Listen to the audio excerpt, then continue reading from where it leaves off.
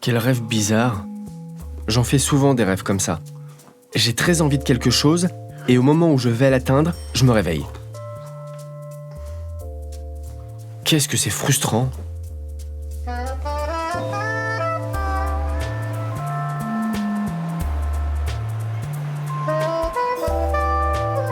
Quelles que soient les civilisations et quelle que soit l'époque, les hommes se sont toujours questionnés à propos des rêves. Quel message portent-ils ? Ont-ils un sens ? Peut-on les expliquer ? Quelles sont leurs fonctions ? Et à quoi servent-ils ? Ici, à l'hôpital de la Salpêtrière, il y a justement un service entièrement dédié à l'étude du sommeil et des rêves. Je vais aller y chercher de plus amples informations. Venez. Bonjour. Bonjour. Vous êtes bien la neurologue responsable du service ? Oui, c'est moi. Venez.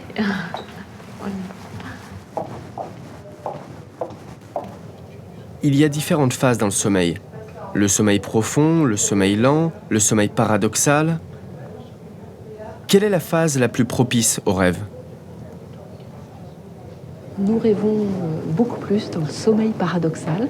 C'est un sommeil qui survient toutes les heures et demie la nuit, qui dure une dizaine de minutes en début de nuit. Et puis les dernières phases de sommeil paradoxal en fin de nuit peuvent durer une heure et demie. C'est souvent dans ce stade-là qu'on se réveille le matin, surtout si on fait la grasse matinée. Là, les souvenirs de rêve sont beaucoup plus nets. 80% des personnes se rappellent d'un rêve. Et les rêves sont plus longs, plus imagés, avec des scénarios qui sont plus déjantés, plus bizarres. Est-ce que l'on sait de quoi les gens rêvent le plus souvent ? Y a-t-il des rêves communs à tout le monde ? Le prototype du rêve le plus fréquent dans la population, c'est une reproduction relativement similaire à la vie quotidienne, avec ce qui concerne la personne dans sa vie, et plutôt scénarisé sur une façon négative. 70% de nos rêves sont des petites préoccupations de la vie quotidienne. Le rêve extraordinaire, magnifique, où nous partons dans un pays fantastique, est finalement relativement rare. Le rêve d'être tout nu et d'être en public tout nu, par exemple, qui est un rêve que rapportent de temps en temps les gens et qui marque les personnes, est un rêve rare de moins de 1%. Quelles sont les techniques scientifiques utilisées pour analyser les rêves d'une personne ? La technique la plus utilisée depuis plus de 300 ans, c'est de demander aux personnes de raconter leurs rêves une fois qu'elles se réveillent, puisque c'est une expérience personnelle. Par contre, depuis quelques années, on peut accéder à cette expérience personnelle par les personnes qui extériorisent leurs rêves. Par exemple, qui parlent en dormant ou qui vivent leurs rêves en bougeant dans le lit, voire en sortant du lit, comme certains somnambules. À ce moment-là, on commence à voir un petit peu leur scénario sans les réveiller eux-mêmes. Alors, on corrèle évidemment tous ces récits et ces vidéos à des enregistrements relativement complexes de l'activité du cerveau, des muscles, des yeux, de la respiration, du cœur, des mouvements des membres, avec toutes sortes de capteurs qu'on pose sur le dormeur la nuit.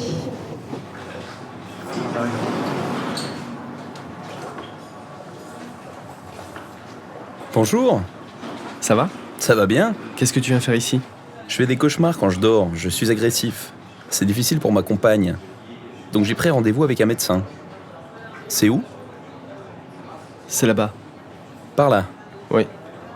Ok, je te laisse. Bonne chance. Merci.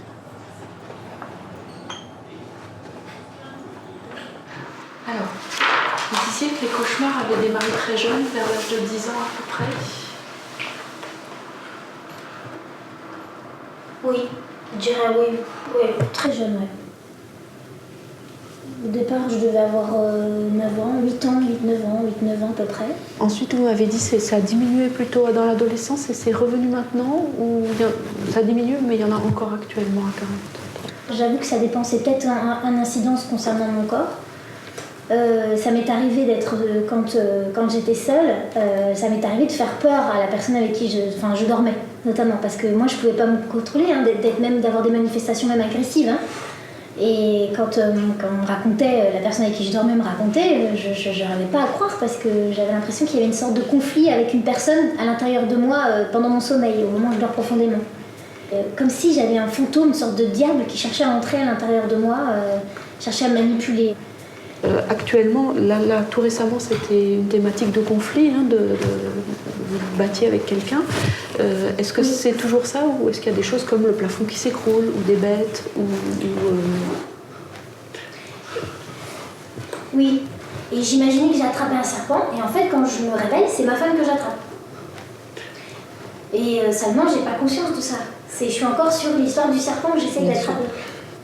Et elle peut souffrir, elle allume la lumière et après je la lâche tout de suite, automatiquement, et je me mets en position de dormir.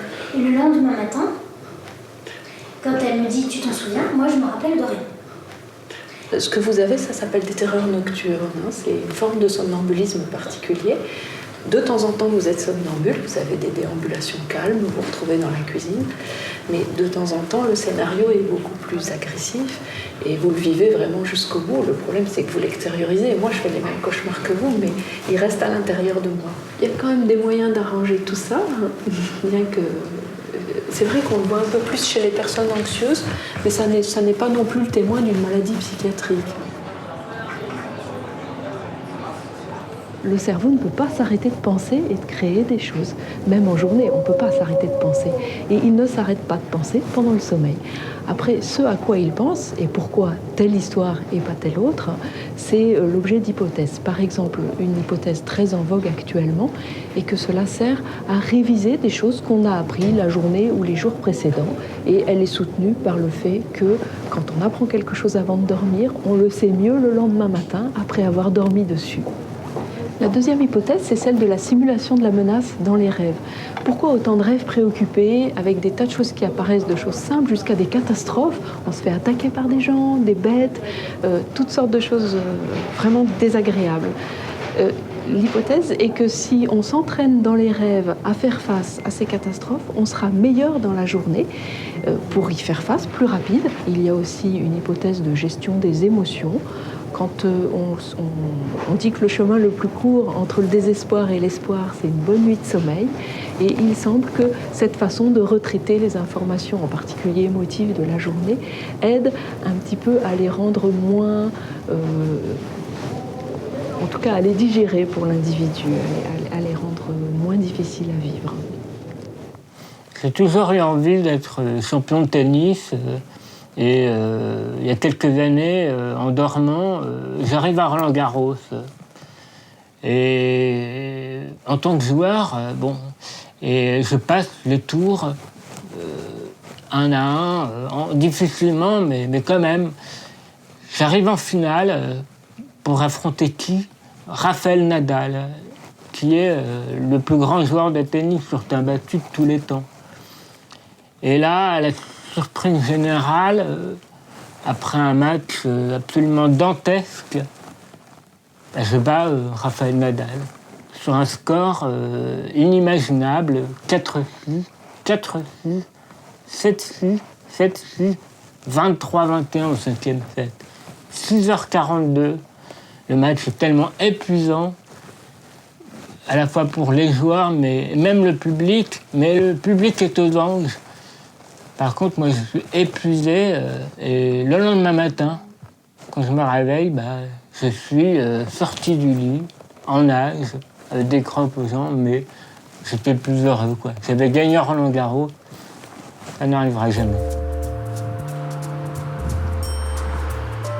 Les progrès scientifiques ont levé un certain nombre de mystères concernant les rêves. Mais depuis un siècle, tous ces phénomènes nocturnes que sont les rêves et autres cauchemars intéressent grandement la psychanalyse.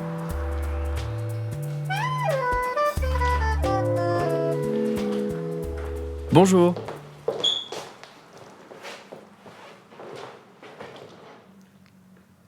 D'un point de vue psychique, quelles sont les fonctions du rêve ? Alors, les rêves ont trois fonctions principales.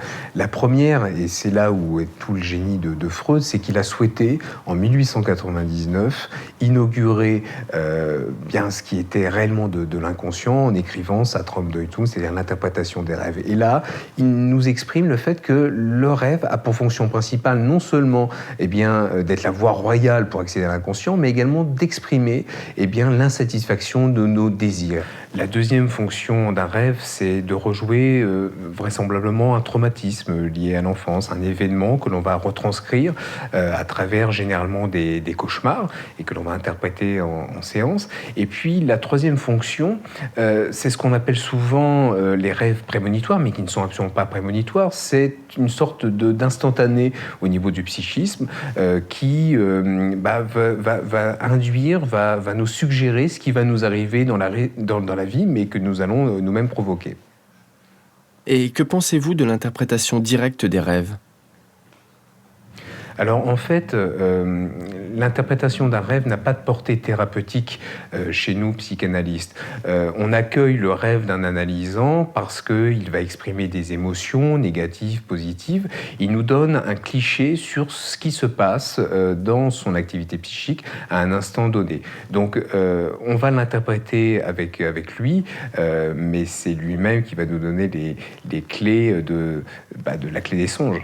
Par exemple, un serpent, pour un analysant, en fonction de sa vie, de sa culture, de ses religions, également ne veut pas dire la même chose. Le serpent, ça peut être un phallus, ça peut être l'ouroboros, donc le cycle de la vie, ça peut représenter également le caducée du médecin. Donc celui qui porte réellement le secret de l'interprétation des rêves, c'est l'analysant. Donc on va lui demander de participer à l'interprétation.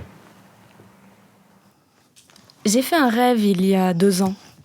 À l'époque, j'étais enceinte de mon fils et j'étais à 2-3 semaines du terme. C'était un rêve assez marquant.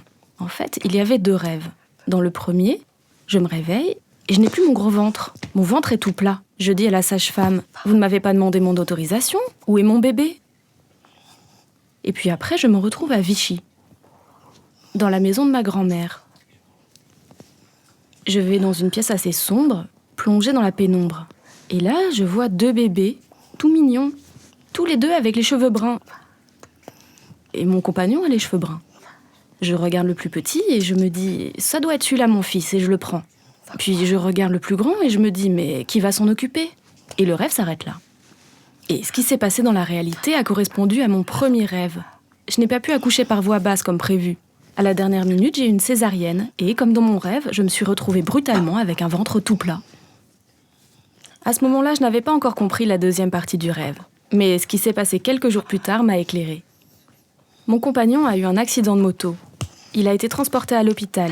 Puis il est revenu à la maison et il était immobilisé comme un bébé. Et c'est à ce moment-là que j'ai réalisé que ça correspondait au rêve où j'avais 2 bébés à m'occuper. Un petit et un grand. Le plus grand, c'était lui. Qui ne s'est pas réveillé un jour impressionné par un rêve, en se disant qu'il devait bien avoir un message et un sens ? Alors certains consultent un dictionnaire des rêves, d'autres vont chercher des informations sur Internet, mais il est également possible d'aller voir un onirologue, un spécialiste de l'interprétation des rêves. Justement, il y a une émission de radio consacrée à l'interprétation des rêves. Je m'y rends tout de suite, je suis curieux de voir ça. Allez.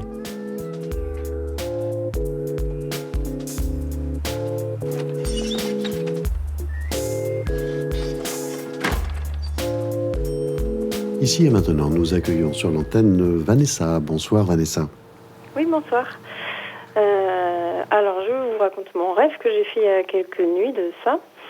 Donc, je suis dans un endroit public et face à moi, j'ai un bassin. Dans ce bassin, en fait, je vois qu'il y a des bébés qui flottent. Et ils sont à peu près 3 ou 4, mais je dirais 3 a priori. Et ce qui me perturbe, c'est que ces bébés, ils sont désarticulés, c'est-à-dire qu'il y a la tête d'un côté et le corps de l'autre. Donc je me dirige vers le bassin et j'en prends un.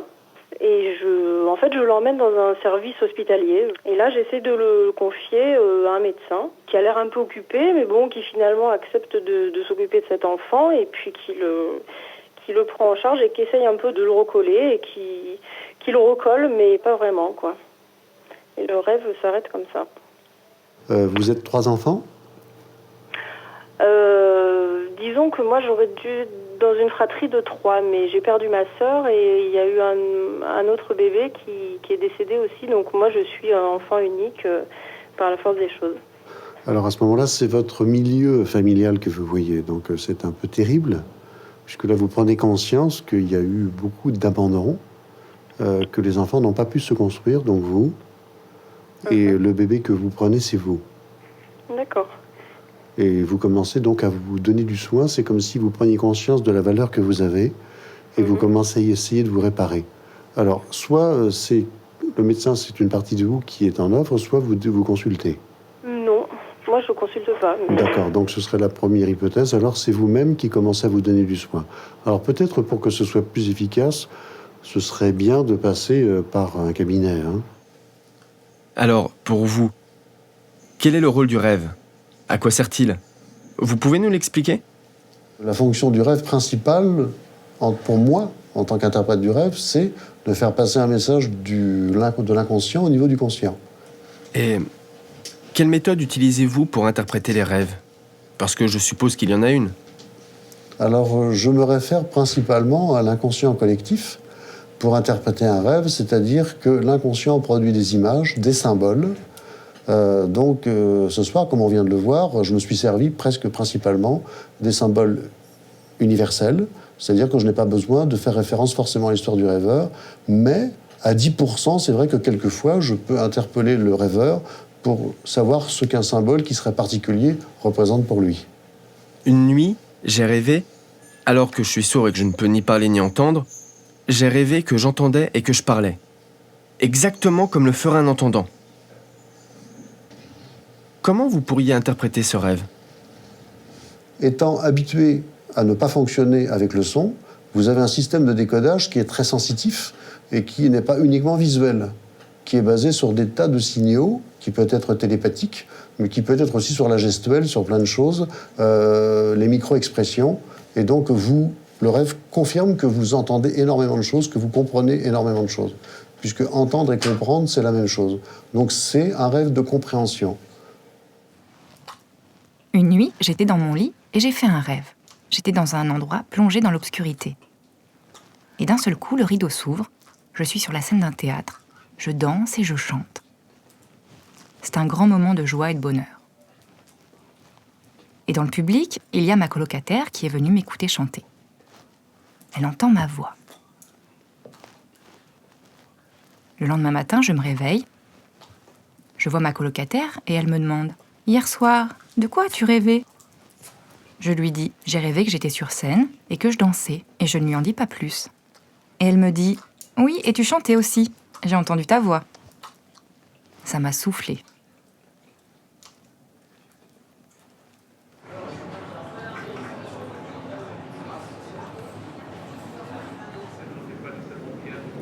Est-ce qu'il y a déjà eu des études comparant les rêves des entendants et les rêves des sourds-signeurs ? Est-ce que ça existe ? Oui, seulement depuis 1 an et dans une seule étude faite par nos collègues allemands, les rêves des personnes malentendantes ont été recueillis et celles de sujets qui entendent ont été recueillis aussi, transcrits verbalement et donnés à 4 personnes qui ne savaient pas qui étaient malentendants et qui entendaient. Et ils n'ont pas pu faire de différence sur plus de 300 rêves entre les 2 sortes de rêves. Les personnes malentendantes avaient le même type de rêve que les personnes entendantes. Donc il y avait des perceptions de sons et de paroles complexes dans le sommeil de personnes qui n'avaient pas entendu. Il arrive à certains sourds de rêver qu'ils entendent et qu'ils parlent. Comment expliquer ça ? Eh bien, je vais rencontrer un psychiatre qui connaît très bien la communauté sourde. Dans le rêve, on vit toutes sortes d'expériences. Et on sait très bien que dans un rêve, tout est absolument permis. Dans le rêve, on a une modification, dans l'état de sommeil, on a une modification des perceptions sensorielles. Pourquoi un sourd ne se représenterait-il pas la possibilité d'entendre, qu'il entend réellement des voix? Si on est tout à fait d'accord pour dire que les organes récepteurs des sens jouent un rôle absolument fondamental, c'est-à-dire que d'un côté, sans yeux, on ne peut pas voir, et sans oreille, on ne peut pas entendre. D'un autre côté aussi, il est connu maintenant et il est parfaitement assuré sur le plan physiologique qu'on entend et on voit avec notre cerveau, pas avec nos oreilles et pas avec nos yeux. En consultation, si des patients vous livrent leurs rêves, comment travaillez-vous avec ? Alors, ma réponse, elle est toujours que le rêve, ce sont des pensées. Et la question qui va se poser pour moi, c'est comment utiliser ce rêve pour que la personne continue de penser. Or, il y a pour moi une manière de le faire, c'est précisément d'essayer de retrouver un peu les conditions du rêve. Alors, bien évidemment, il ne s'agit pas simplement de dormir pendant l'entretien, mais quelque chose peut être fait par le biais, ne serait-ce que d'un relâchement, c'est-à-dire d'un lâcher-prise, et de quelque chose qui est déjà sur le chemin de la transe hypnotique. Alors, en quoi ça consiste ? La transe hypnotique, c'est un état de confusion dans lequel on se trouve et qui permet justement de lâcher prise, de ne plus contrôler ses pensées, de faire en sorte que justement on laisse aller les choses pour que justement elles puissent se reconfigurer d'une manière originale sans qu'on cherche à les guider. Là, on va vous préparer, mettre les électrodes pour l'enregistrement pour ce soir, pour voir les différents stades du sommeil. On va vous mettre au niveau des yeux. Pourquoi ? C'est pour voir les mouvements des yeux. Et surtout dans le stade de sommeil paradoxal, il y aura les yeux qui bougent sous les paupières.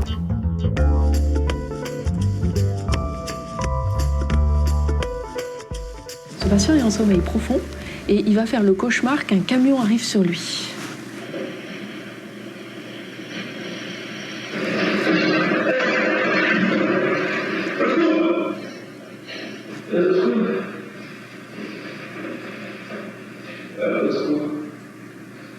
Et maintenant, il se réveille.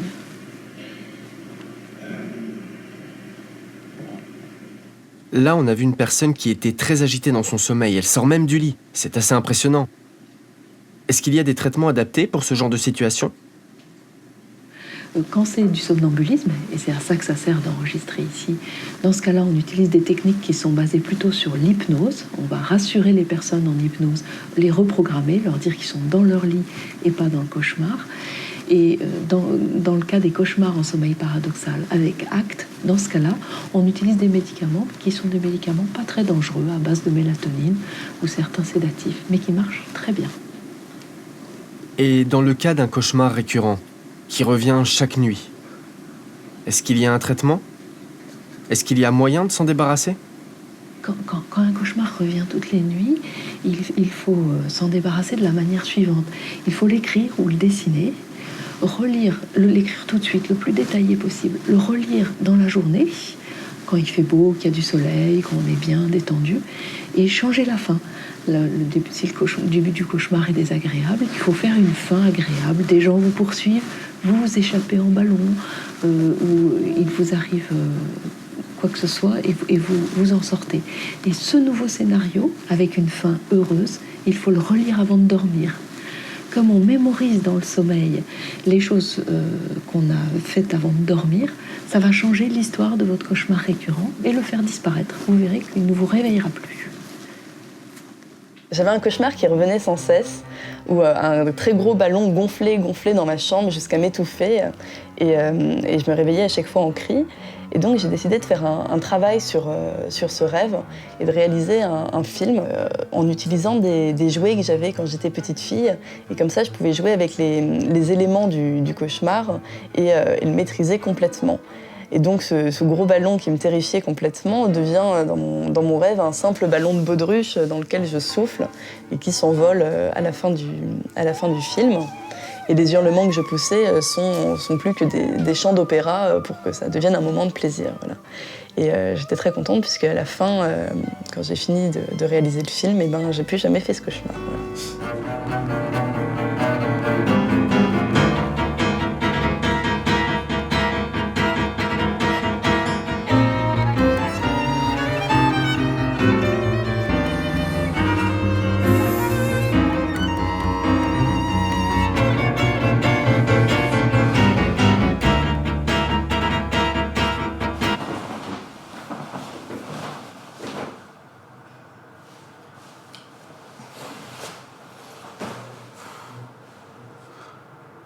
Quel drôle de rêve. Je le fais souvent. Je travaille pour l'œil et la main, je pose des questions, je fais des enquêtes, je participe à des tournages. D'où ça peut bien venir ?